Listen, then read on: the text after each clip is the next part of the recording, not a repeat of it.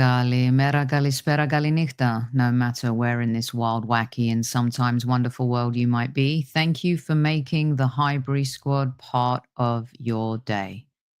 Can this Premier League season just be over already? My goodness.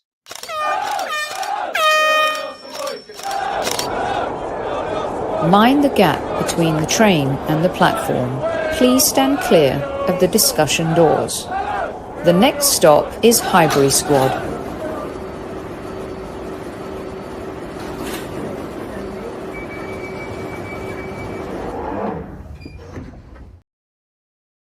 Hello, everyone. Hello, squaddies. At ease, at ease. Hope you are having a fine weekend and all is epic in your universe.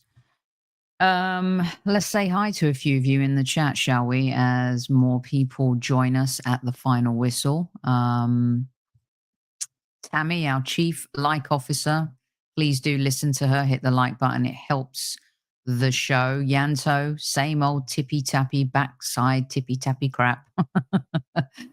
Ah, dear, oh dear. Our chief like officer also says Odegaard and Trossard awful. Martinelli is no longer injured, says and. Reports are he'll be sold in the summer. Please sell him now before he gets injured again. Archangel in the house. Another comment from Andy. Trossard awful. Rice performance was the only positive. Actually, I disagree with that. I think there was another player who deserves a little bit of praise in a day where not much praise is going to go around. PW, good evening. Carol, good evening. Zaid, hello there. Hope you're well. David, hello to you as well. Neil, it felt like that way to me, which hence why maybe I'm low tone right now. It is officially over. It's been over for a while. Hi, Gary. Oh, Melly. Odegaard literally can't shoot. Big difference, wasn't there, in their captain and our captain?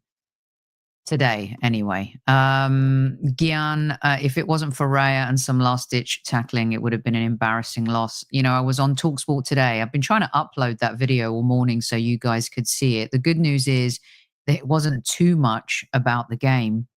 It was actually more about Arsenal season, MIKEL ARTETA, the Premier League as a whole. Hopefully it will post so you guys can watch it after this. And I said if we were to lose to this Manchester United team, it would be highly embarrassing. Maxine, good evening to you.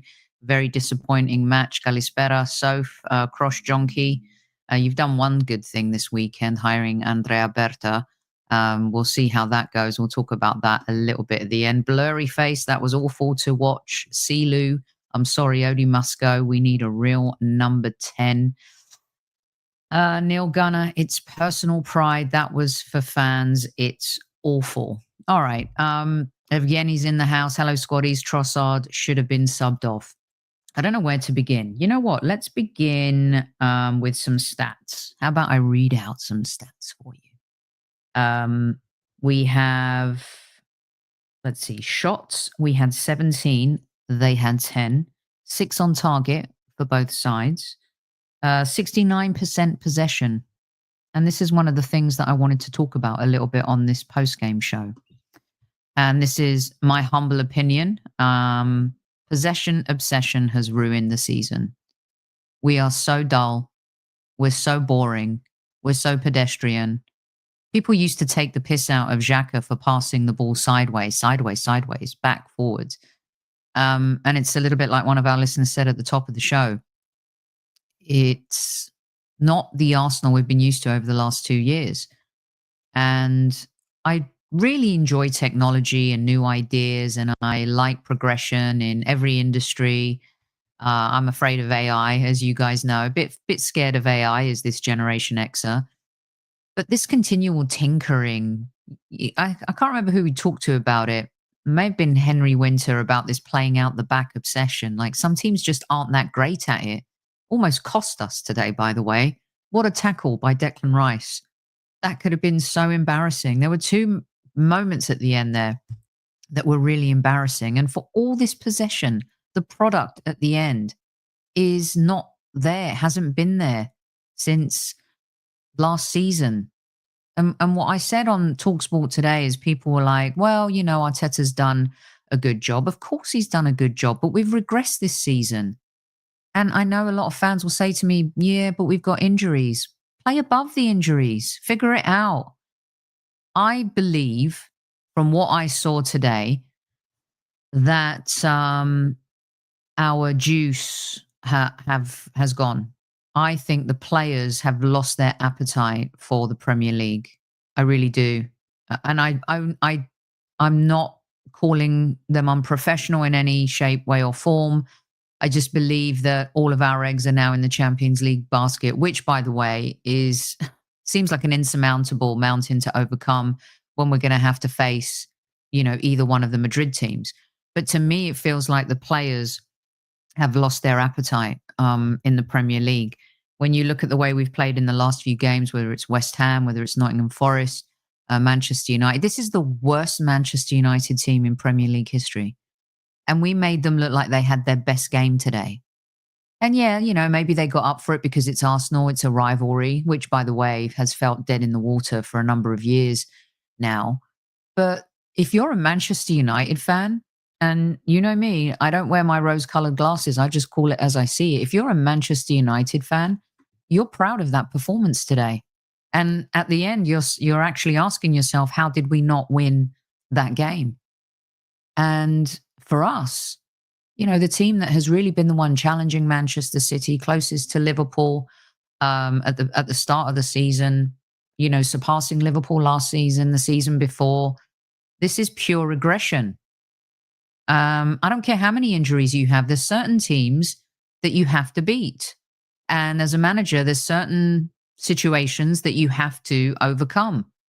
And, it showed in the week against PSV. 7 goals. Looking back, their goalkeeper was bad. Their defense wasn't great. And they threw in the towel, Apollo Creed, Rocky IV style at the end. But I expected more today. More. And we got less. And this obsession with possession, I just don't understand it. Let me get some more factoids for you here. Hold on one second. Yes, I will be. This evening, fine, I will do it.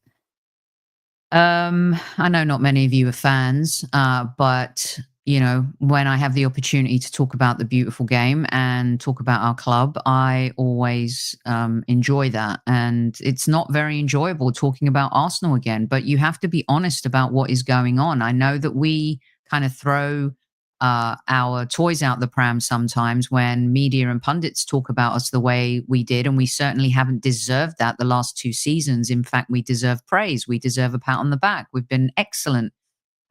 We've just been shy of winning the Premier League twice. But this season, whether it's fans complaining about investment, ownership, the manager, the passion of the players, we just haven't been good. We haven't been good since the get-go.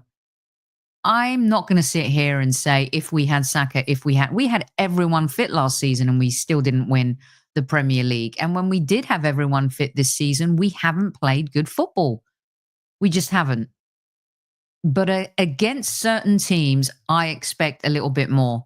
I expect more of a performance. And the fact that certain players have regressed, and I know I'm going to be hit with it, but they're tired, but they played a lot of football. Everyone's played a lot of football. Most teams have played a lot of football. I just don't get it. Let me get some more of your comments up here, and we can go through them. Let's go through them with Albert. Albert coming in. Hey, Albert, how you doing? At ease. At ease. So if I've put dinner on hold because I just wanted to see you after that shambolic performance. Albert, I'm gonna get some more comments up from the squaddies, and then you can respond to some of them and let us know what you think. I'm gonna say what needs to be said. Declan Rice is our true captain, says Saul. Gary, shocking except for Declan. Crosh Jonky speaks volumes about Sterling, waste of space on our bench. I mean, I said that on TalkSport today too. It's just an unmitigated disaster. PW, Odegaard would be a better 8 and a new 10. Wirtz. Generational Gunnr, just pass the ball quickly. Neil says this is Arteta, it's pedestrian play. Mohammed says Rice for captain. Get Williams and then give us Pedri or Gavi, please. Solo Saka, 100% like watching Wenger's team again when it was coming to an end. Just put some balls into the box. Evgeny, Raya made a save of the season probably. He also made one of the mistakes of the season probably. We have seen kind of a performance all season long. What I mentioned, Albert, before you came on, I was talking about the possession obsession and how it has ruined the team this year. Let's see. Bernard, strip Odegaard. Here we go. Odegaard creates nothing, just hinders the play. I think the group peaked last year. You know what, Stabad, you could be right. Let's see. Neil says, if we play so slow, if you play so slow, who are you going to break down? It's Arteta, second all. Anyway, I think you guys get the picture. I'm a little bit tired, if I'm being honest. David, Sophie, you just sum up what I saw in the first half. Nobody played to win. Nope. Barry, phew, can't believe we ended up being lucky to get a draw. Yeah, a draw. Thank you, Albert, for turning up. Let's hear from Albert as well. I think Sophie's attire is a reflection of Arsenal's season. The truth is, Greek people really do love wearing black. You know, we're a Greek tragedy. That's how it is. Oh, look, well done. Congratulations, the inevitable King Mo, Liverpool Premier League champions. And you know what? They deserve it. They absolutely deserve it. Arteta's Muse says trash. Jonathan, but we still have the Champions League. Raya wrong position on the free kick. Carol saying hi to you, as are many others. Albert, have your say. So if we messaged during the games quite a bit now recently. Probably to get me through the games, to be honest with you. I wasn't looking forward to the game, sort of, even a few days before, despite the 7-heaven in Eindhoven. This team doesn't fool me in the Premier League, man. Let's be really, really honest. What we've seen this season and of recent months. We started off pretty brightly for the first 10 minutes, but this was always going to be an issue in how Arsenal were going to score. This is an incredibly poor Manchester United side. This side have lost 12 games this season. 12. They've conceded more than they've scored. So if you saw the stat that you got sent to me, actually, and I sent it to you. United have led for the first time at half-time in a game since the 1st of December, people, 2024. Let that sink in. And we're playing against probably one of the worst crop of United players I've probably ever seen in my lifetime. And it was just typical that we went into that game at halftime 1-0 down.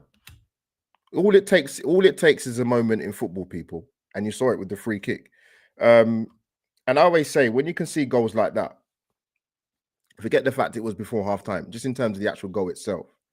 I look at a free kick like that and I think, where did the ball actually end up in the net? To me, the Raya's got to be in a better position than that. He's got to be in a better position. And, you know, we're not exactly the smallest side in the Premier League. So it literally just avoided the walls of ball went in. But to go in 1-0 down against this United side. And Sophie, I heard what you said when you had Adam on in your show. It'd be an embarrassment if we don't go there and win today. And I think he's being polite when you use the word embarrassment. I actually said that. I said it would be, and he seconded it. I mean, if you're a Man United fan, you're proud of your team today. Oh, God. And Sophie as well. I have to say this because it's been mentioned in the chat and it's really beginning to piss me off. I don't care how many injuries Arsenal have got. Let me throw that out there. People can come at me after the comments and whatever. It is not acceptable for Arsenal to move the ball as slowly as they do. And I'm sorry, I'm going to say it. And I know people have a love for Odegaard, but this is nothing new that I said about him. It starts with him because he takes too many touches. I encourage people to watch Arsenal play and watch Odegaard in particular. Home or away, doesn't matter. when he received the ball. Where he receives the ball is an issue for me. It's too deep. And secondly, when he does get the ball, it's too slow. Way too slow. Too many touches. You're making it very easy for teams to set up against us, particularly when they got low blocks. And he's not just guilty of that, by the way. I said it before on your show before, Sophie. I've never seen an Arsenal side.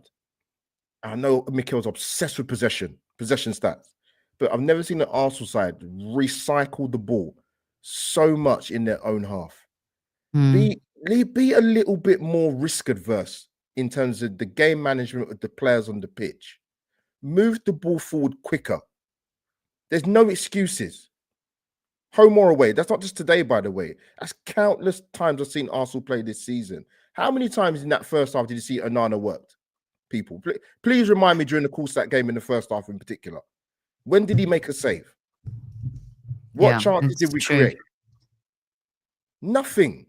But this is not. But again, this is copy, paste, repeat, Sophie. Every single time we do a pod, my channel, your channel, Cannon's channel, whatever channel it is, we're seeing the same stuff, man.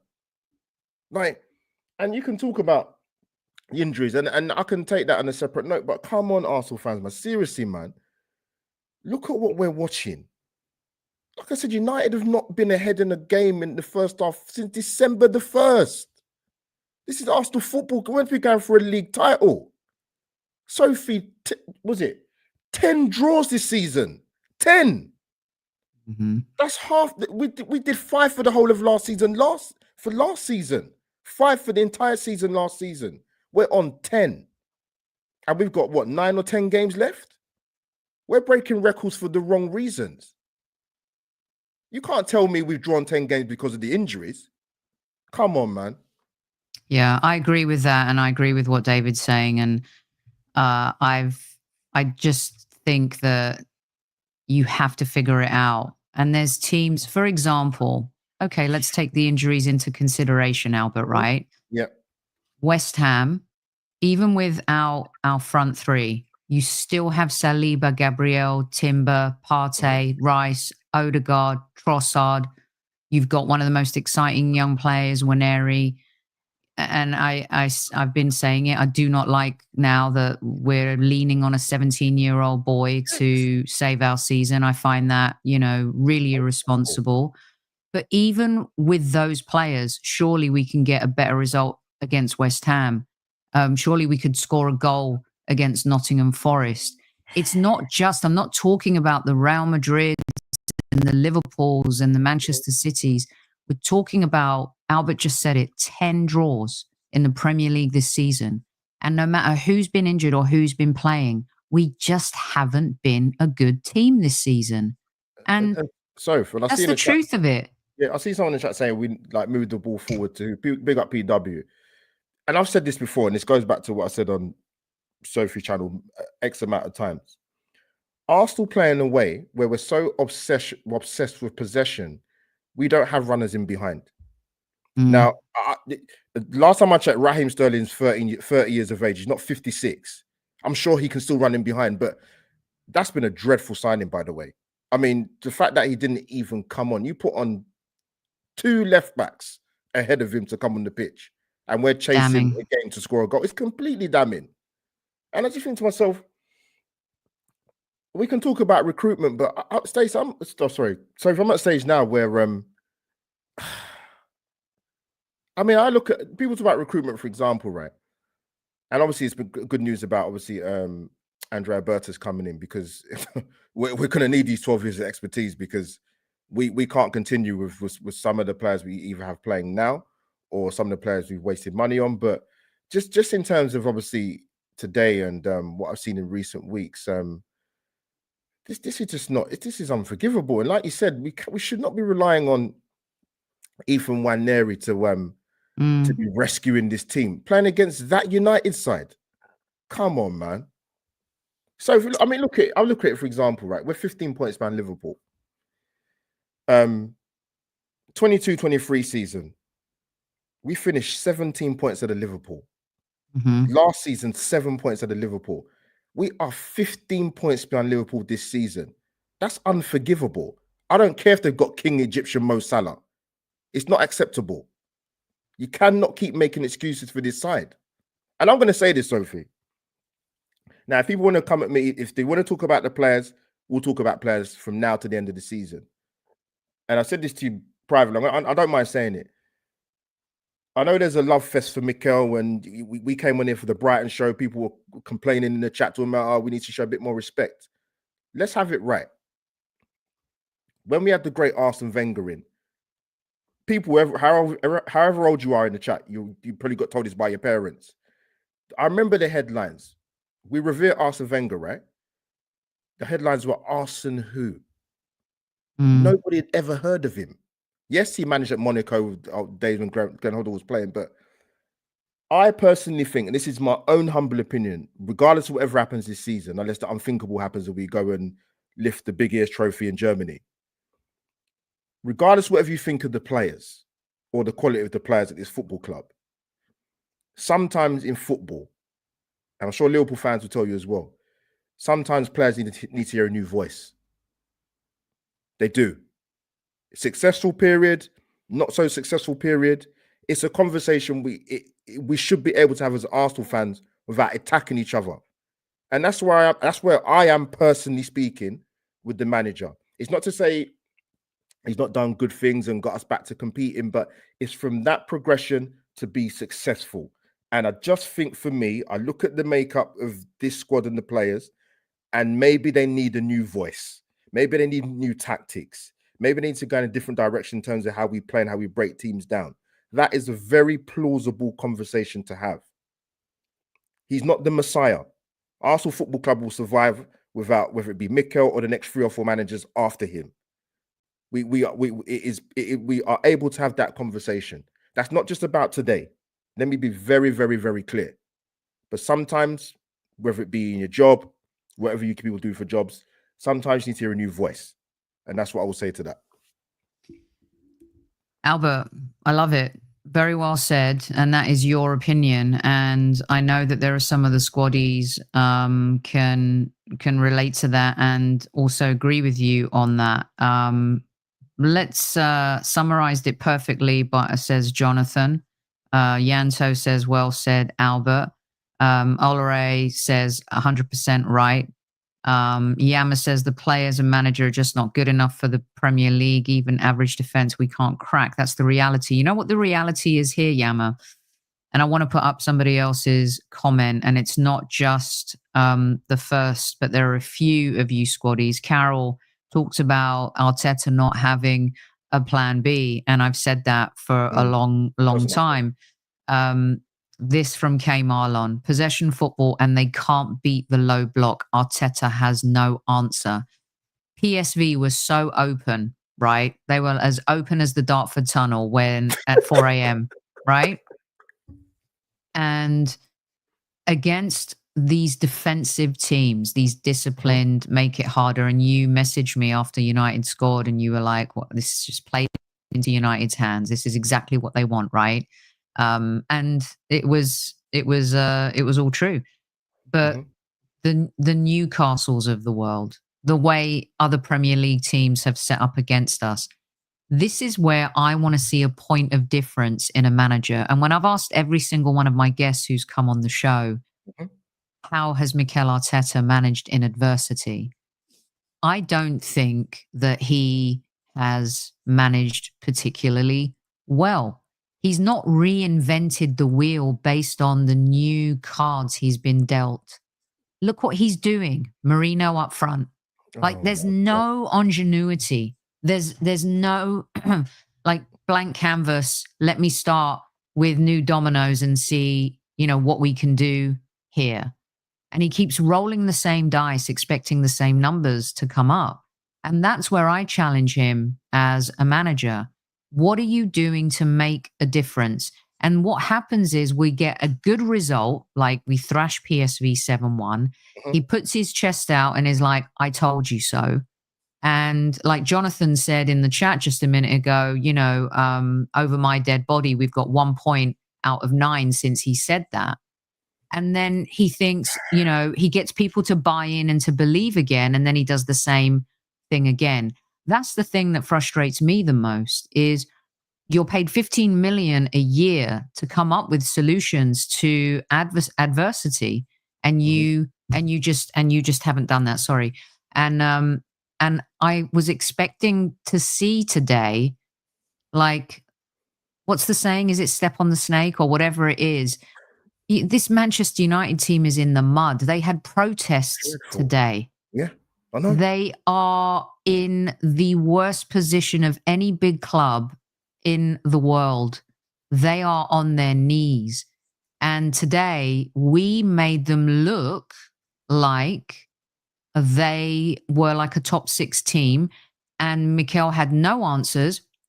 And, you know, he brings on 2 left backs, like you said. Martinelli comes on. Of course, he's going to be a little bit rusty. Trossard stays on, who hasn't been great at all. He takes Partey off, who was probably the one maybe making progressive passing attempts as best as he could.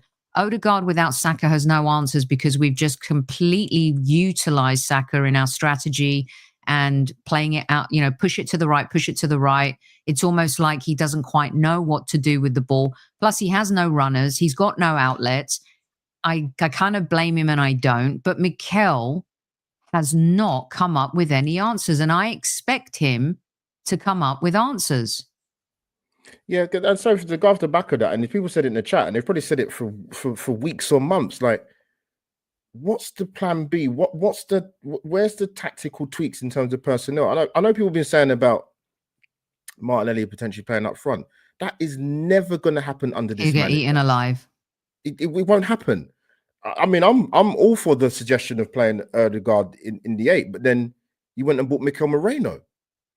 I mean, I don't know what he did in the second half, Sophie, personally, unless someone can tell me what he did. But was there a tactical switch when it wasn't a tactical switch? It was just pushing Lewis Skelly into midfield, bringing Kieran Tierney on, right? Yeah. I mean, Squaddies, you tell us, did you see something different? He didn't change the shape. He just changed the players playing in the shape. And that's what he does. He makes substitutes. He doesn't tweak the game, Albert. Maybe I'm not seeing it. No, I didn't. When he brought on, obviously, Lewis Skelly and Tierney, when he brought on Tierney, I thought, how's he going to play this? Because I generally don't know what he's going to do. But I didn't see much different. We had control of the football even before these guys came on the pitch. What was it? I think 68% possession. Or so, and you 69%. Yeah. There you go. And I didn't read the rest of the stats because I just went off on one.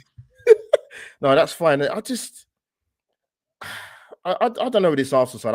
I'm sort of kind of coming on to pods now on here. Or we had 585 passes, Albert, and they had 271. Our pass accuracy was 89%.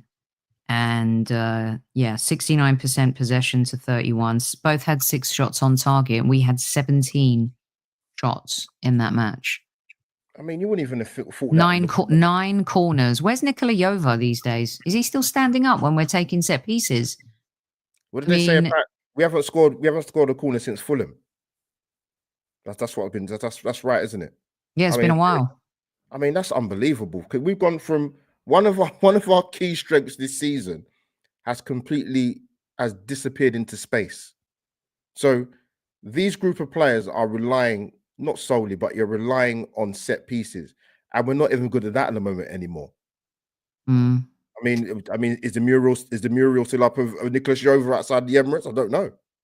We became too reliant on. Of course, we did. I think, yeah, we thought we could do it all the time. Seb says, hi Squaddies, great conversation, but when do we accept that luck is involved? After the PSV game, I wasn't expecting those goals in the Prem. Neither were we. No. We just expected a better performance against the worst Man United team in 50 years. That's what we were expecting, Seb. And this luck thing, you also make your own luck, by the way. Luck is a real thing. There's no doubt about it. Last season, I don't see anyone talking about last season. We were the luckiest team. We hardly had any injuries.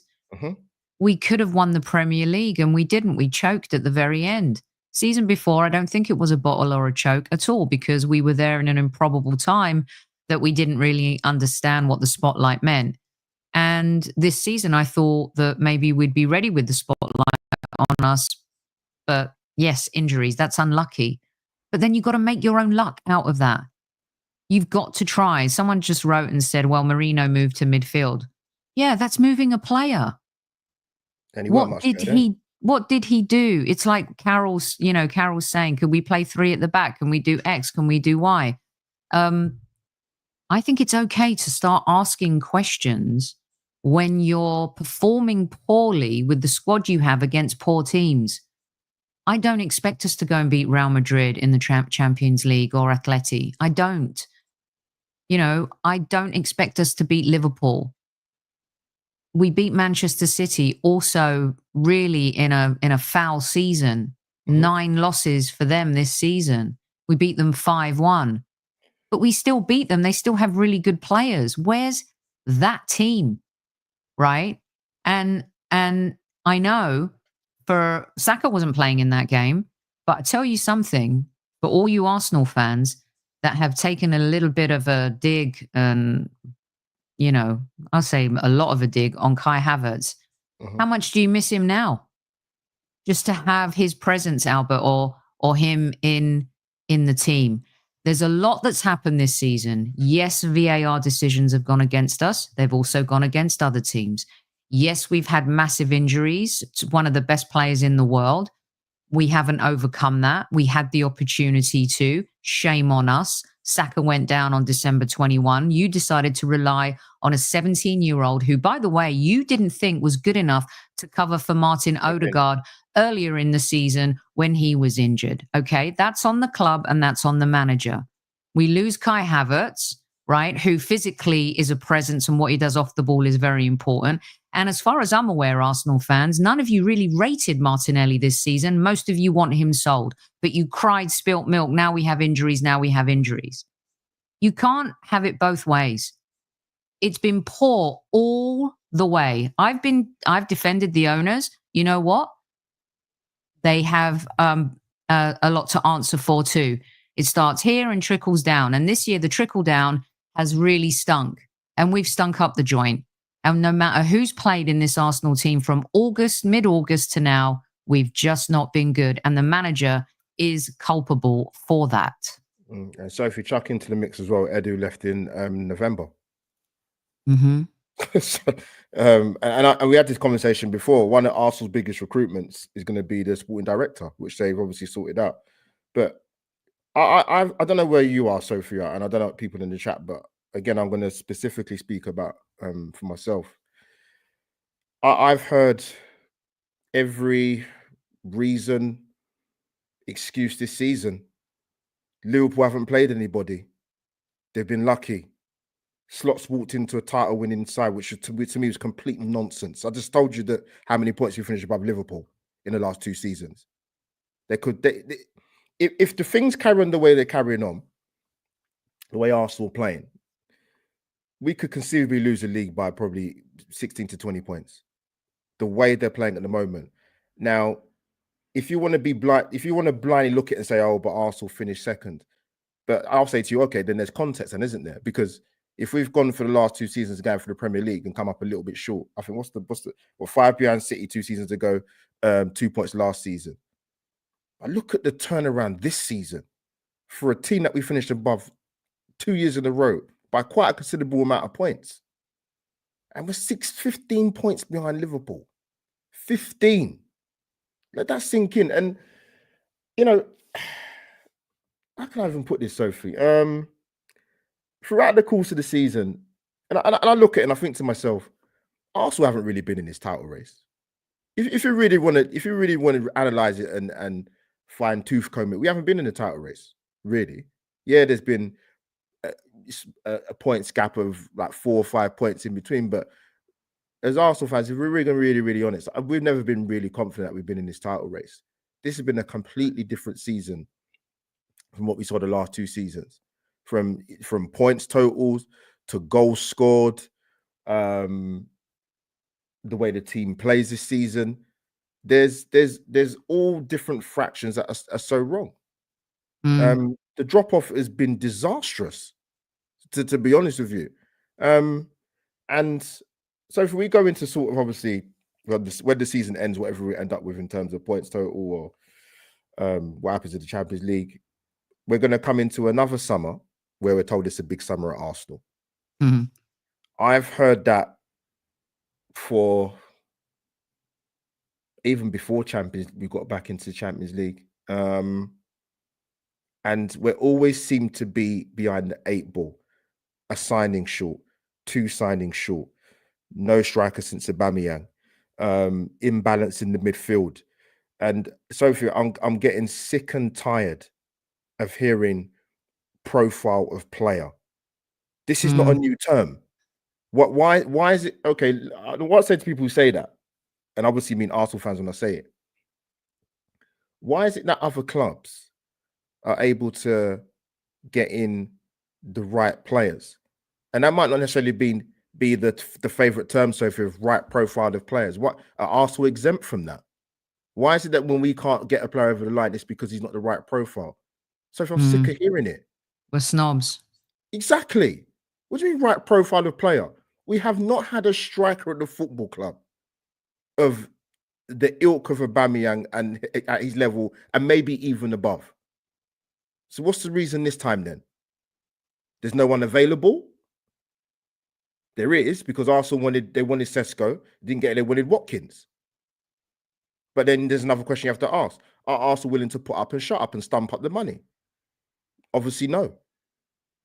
So we was hoodwinked last season by the amount of goals we scored last season. I wasn't. Yes, scored the most amount of goals, but the reality is you're relying on those players to do it season in, season out. And the only player that can do that consistently for me, he's been injured since the beginning of December, and that's Bukayo Saka. Other than that, you look through the entire squad and the team, not good enough. Yeah. Someone just said, has Saka been papering over the cracks? Maybe he's put a few Band-Aids on and stuff. And yeah, top 4. I want to get to, it's so funny. Who was it? KG, who said this chat is just getting boring. And not our chat, but this chatter of Arsenal. It is. I mean, honestly, this is why you guys, I know you guys love different content on Highbury Squad. And this is why I like bringing football conversations, one-on-ones versus, you know, bringing people in and you're screaming at each other and you're talking about the same thing over and over. It makes you go crazy. You know, the club aren't changing anything, and only we can change the narrative to have interesting football conversations. What are we going to do? Sit here and go around in circles and keep talking about the same thing over and over again?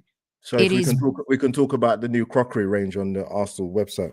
Jesus. I couldn't believe it when I saw that. A crockery range. You have to laugh. Either you laugh or you cry. You just think to yourself, you're milking us as fans, right? Dropping merch here, there, and everywhere. We haven't even talked about that price increase on the show yet, and we were going to do it this week. But go ahead, because I know it affects you, Albert. Yeah, because and many other fans. Because the thing is, right, this is not acceptable. I'll tell you why it's not acceptable in terms of the price of tickets and the rest of it.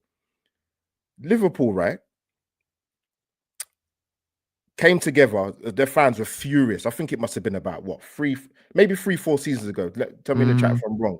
Where they were absolutely spitting blood with the potential raise of season tickets or ticket prices, and they're going to win the league. So what's our excuse? What are we paying? Are we paying for what?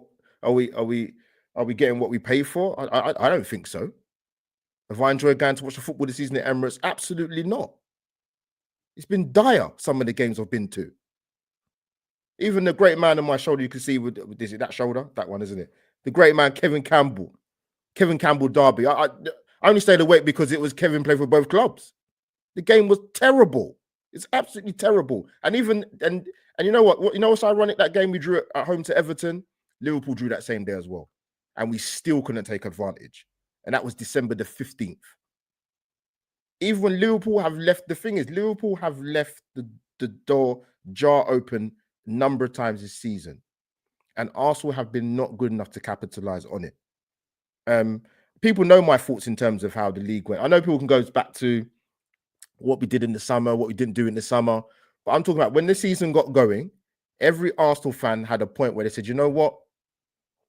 This side's not good enough to win major honours. I was at that point in the Premier League back in November the 2nd. We played Newcastle away. I looked at them group of players and said, you know what? We're not good enough as a collective to win the Premier League ahead of Liverpool. And that was November the 2nd, people. Today is now March the 9th. Mm-hmm. So I don't think I was wrong to say that. I don't think so either. And I love it. You guys often ask me, what would Kev say right now? I think Kev would be saying, just, we're not good enough. We're not good enough. And it's not good enough to be not good enough. And I know for a fact he would have been thinking, we have not built on what we have built the last 2 seasons. You got to continually evolve and build in football. And we made an appointment, and I've starred some of these comments from you guys because name blocked. I know that you talk about the owners a lot too, and rightly so, you have every right to do that. But you guys, I don't know if the job is as cushy for Mikel as it once was. This appointment, okay, we talked to Kevin Hatchard about it. If you missed the show, please go and check it out. Kevin gives it to you, talks about how Berta has had more hits than misses at Atletico Madrid. I put up some of these stats as well, his most expensive signings, but he's also made these really smart signings. You can see Cunha there. Morata was still a decent play for them. Conor Gallagher's turned out great. Simeone really, really loves him. And of course, you know, the Felix big signing didn't work out, sold him for 60 million. But when you look at what he sold Griezmann to Barcelona, Hernandez, Rodri, you know, Thomas Partey to us, Cunha, there were also signings that weren't Felix, that weren't Griezmann, that weren't all of these kind of, you know, big, sexy, flashy names. And I wanted to just really touch on this because it is the news of the weekend and it's a far more interesting conversation as opposed to analysing that game against Manchester United. And over 200 of you in live chat, please do hit the like button. It helps the channel. A lot of our listeners, all right, I just would get rid of these. I don't disagree with you there. Archangel thinks that we had a better squad last season. Right. And it was Saul who agreed with me on overloading the right side. Well said. I didn't put your comment up, Saul, but I thought that was a good one. There's the one from KG, by the way, talking about this chat getting boring. Right. Bruffy, hopefully this new sporting director can point this team in the right direction because Arteta is clueless. Hopefully Berta kicks the board and Arteta up the arse. Here to there. I'm just hoping Berta got the power to take control from Arteta of the transfer dealings. Berta brings in Sorloth and Alvarez this summer. Both have been hits. Andrew, I hope Berta comes in and puts Arteta in his place. Amir, this is very interesting. Now, by the way, this is all speculative, right? There's going to be whether or not any of this is true, but I want to make a point about it, right? Read the new sporting director wants Martinez, but Arteta would rather a young Sesko who he can mould and won't challenge him. This is key. Yeah, well said, Amir. Are the owners that many have questioned, and they have every right to question them, making a move for Berta? Alabe, I think, would have been similar to maybe Enadu, right? And the relationship factor with Mikel Arteta. Hiring Berta, I think, sends a massive message, Albert. It sends a message of, and you know what? He and Simeone got on for the most part, but he was also not afraid to challenge, and they definitely had their moments, right? This, to me, seems like a closer. This guy is going to put pressure on the club. He's been hired for a reason. I think this is maybe why the club didn't invest in January. There could be a bigger picture at play here. I'm not saying for a second that Mikel Arteta is on his way out. What I'm saying is that this hire sends a message, and a clear message, that maybe there'll be a new sheriff in town, right? Rebuilding the Arsenal. And the fact that they have given Mikel so much money, they didn't want to spend in January. They wanted this guy to come in, give him the reins to do the job. And finally, Albert, and then I want to hear what you have to say. is finally, is there someone who's going to be breathing down Mikel's neck and providing a little bit of pressure? Because up until now, Mikel has not felt the pressure. Nope. There's stress and there's pressure in games. Of course, when you're managing a club like Arsenal, you've got to deliver. But when the owners aren't saying to you your job's in jeopardy if you don't deliver, there's not pressure, right? The pressure is in the game. The pressure is to not lose the title to 2 points to Manchester City. So I think that maybe, just maybe, not that they're losing faith in Mikel, but hiring this guy sends a totally different message, Albert. Yeah, people, encourage us to go and watch that show Sophie done with Kevin Hatcham. It's a great watch. I was sat there in the background listening to it. Right, this is one subject I definitely want to get my teeth into, Sophie, I'll tell you that. So it ties in perfectly with when I said to you, when you kind enough to ask me to pose a question to Sammy Mukbel when he's on there from the Daily Mail. And as Arsenal fans, we're never going to stop talking about player recruitment. But for me, I always came at it from the angle. One of the most important recruitments of this football club for the stage we're at is going to be the sporting director. And one thing about the sporting director role, there is not a dearth in talent of sporting directors out there. So Arsenal had that at their disposal to say, and if they've put in the research and they've done the case studies on the guys they want, you should be doing that anyway. For the candidates that were linked with the job in the first place, nothing against Alabi, but I just thought the link there, the Spanish link, and there might be a little bit of history there with Arteta. I was like, you know what? No. Thiago Escuro came with a good rep, of course. Dan Ashworth, has done great work, to be fair to him. I know what's happened in recent months at United, but for me, Andrea Berta, when I heard the news originally, I thought, you know what, this is the guy that Arsenal needs to get. You need somebody that doesn't suffer fools gladly. If you work with somebody of the capability of Diego Simeone for almost the same length of time as a Conservative Party or in government, I like to think he knows what he's doing. And of course, in that kind of role, you're going to butt heads. But Sophie, that's a good thing. This is business we're talking about here. In any job you have, whatever you people do in the chat, there should be pressure. You shouldn't be able to walk into your job and it be willy-nilly and there's no conversations to be had or you're not challenged. You should be. And Mikel should be. And the fact that I'm saying this guy's been taking English lessons for a minute now, he was very happy to come to Arsenal, is a very, very positive thing. And Amir put in a great point there when he said about, you hear the rumblings in terms of Bert would want potentially a Lautaro Martinez, and obviously Arteta would want a Benjamin Sesko. That is a great point, because you're looking at two completely different styles of striker. Completely different. And we get caught up with this whole profile of player thing, Sophie, amongst our fan base, definitely anyway. But I hope when he does come in, and you're right, I think you don't bring in somebody with the qualities and the caliber of Andrea Berta as a tick box exercise. That's not going to happen when he's going to be there. I want him to come in and, how can I put it nicely, throw the rule book out the window. I want him to challenge Mikel vehemently, actually, because I don't think any manager should be at a football club. And we had it with Wenger for the latter years where it was too comfortable. Yes, he took a lot of bullets, of course he did, but the pressure and to potentially be moved on or to be put under pressure in terms of recruitment, it needs to happen. We're at a position now where we're not going to win the league now for the third year in a row.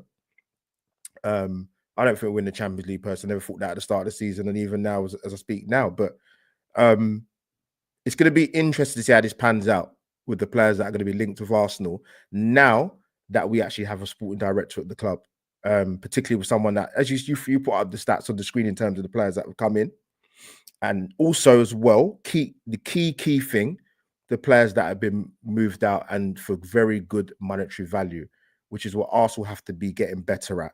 So if we have a situation, so at the football club where, and I've said this before, by the way, Arsenal for me now, and I don't have any sentiment really, if I'm going to be really, really honest. I do have that for many Arsenal players that back years ago, but we're going to have to be in a position where, you know what, we're going to have to look at a couple of players, Sophie, that are key players, and if there's a situation where they need to be moved on to get a better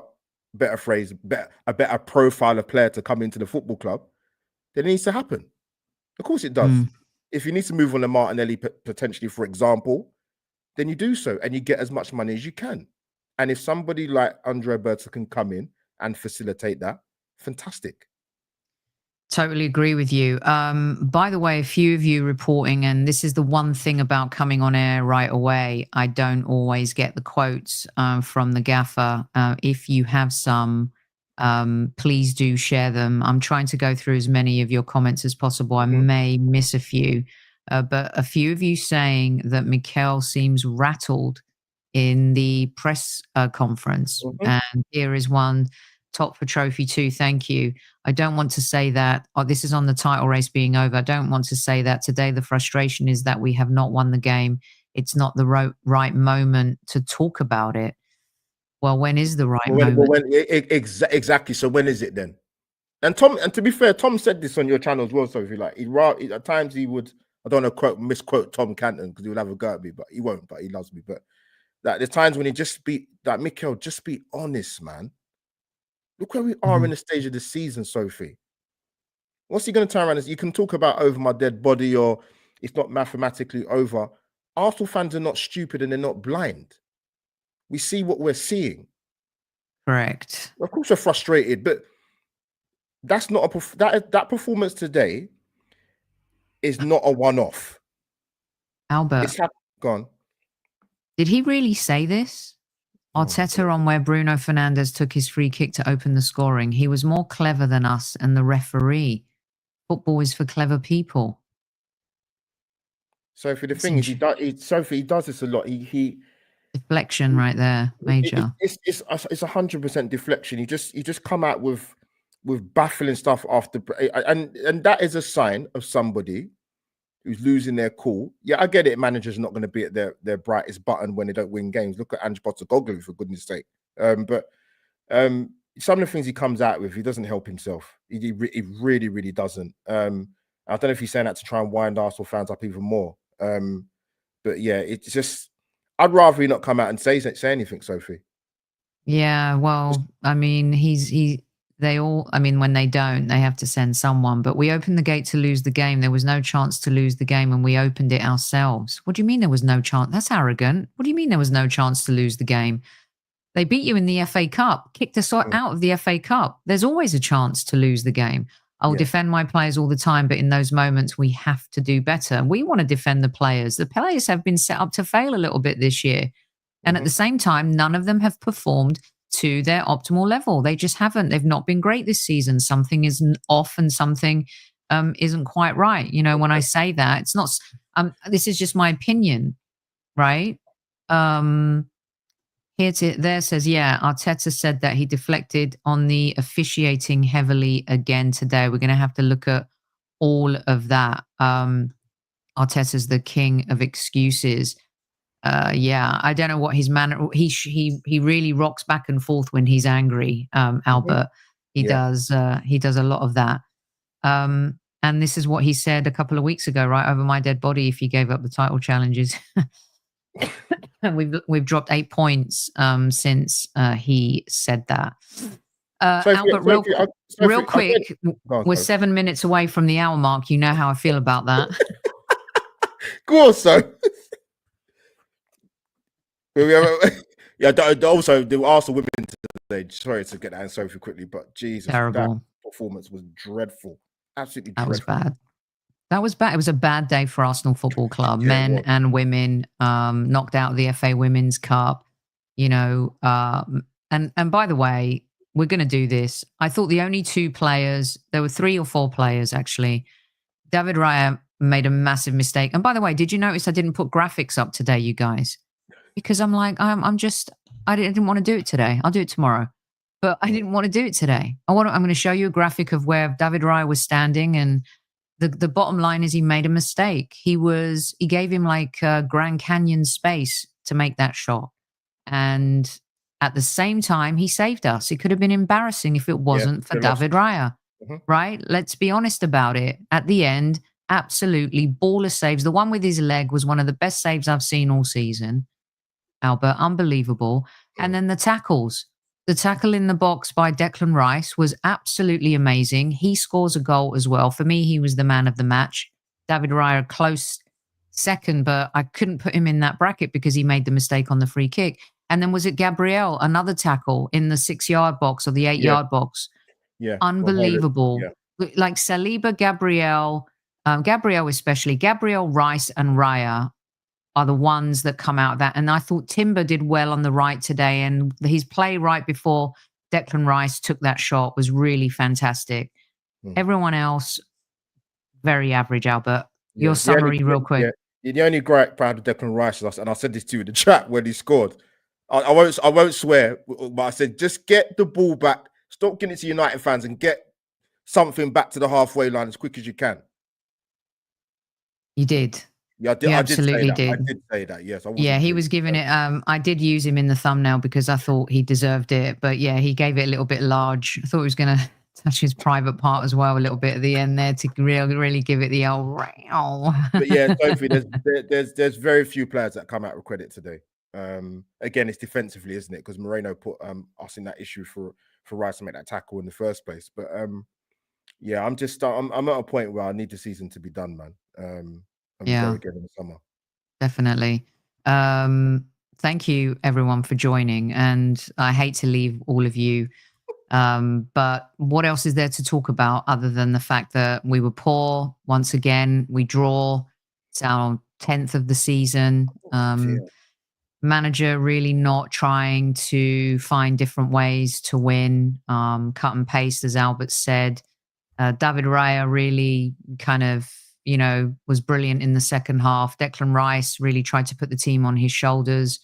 Big Gabby, once again, just really great. And we are a thin squad and we haven't prepared properly, and we find ourselves in a really unfortunate position where it's going to be a long end of the season.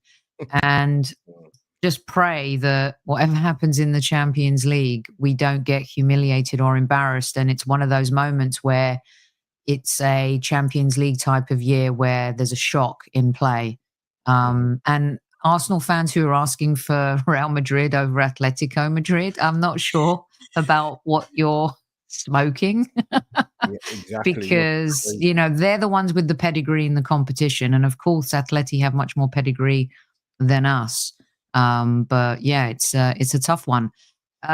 Speaking of tough, you guys might not like this, but I will announce.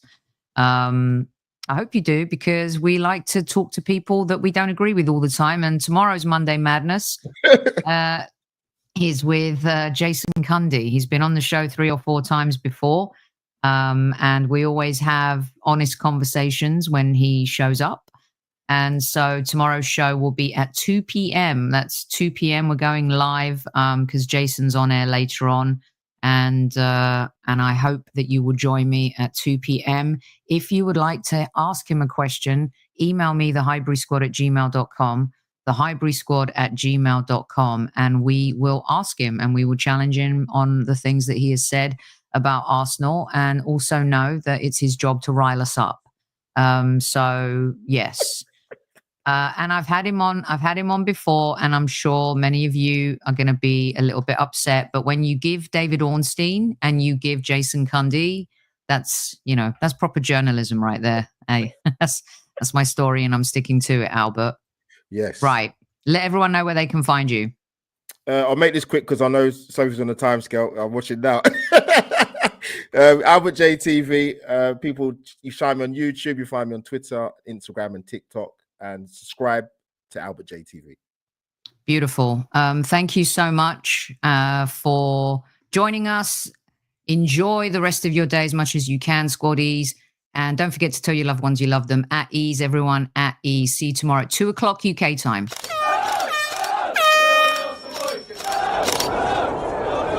Mind the gap between the train and the platform.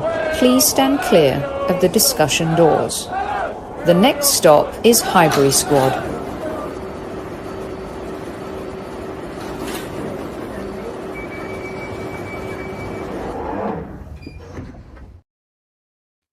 I'm the journalist, Barry.